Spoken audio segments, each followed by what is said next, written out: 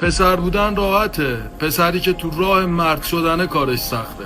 پسر یعنی جنگای نیمه تموم بابا رو تو باید تموم کنی. پسر یعنی اشک و غصه های نیمه شب مامانو تو باید تموم کنی. پسر به بازه خونواده باخته، پسر ببره خونواده برده. پسر یعنی گریه های یواشکی، پسر یعنی سکوت، سکوتی بلندتر از فریاد. پسر بودن یعنی نداریات مال خودته، داراییات مال همه. پسر یعنی حالبدیات مال خودت، خندهات مال همه. پسر یعنی دیدن نارفیقی تو رفاقت، پسر یعنی چشیدن مزه شیرین عشق و مزه تلخ خیانت. پسر بودن یعنی مشکلات همه رو بشنو اما مشکلات خودتو به هیچ کس نگو.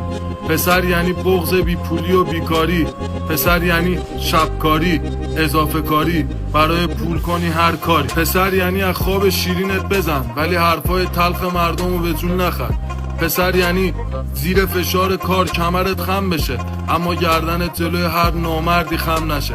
پسر یعنی برای آرزوات خودت بجنگ حتی اگه نیستی جنگ و بلد. پسر یعنی جنگ روانی، فکر و خیال پر از آرزوهای مهار.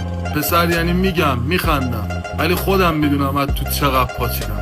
پسر یعنی از درد پاره شدم ولی هر کی میپرسه چطوری حتی شده دکوری میگم خوبم، خودت چطور؟ پسر یعنی غرور خودتو بشکنی ولی نذاری قلب کسی که دوست داره بشکنه.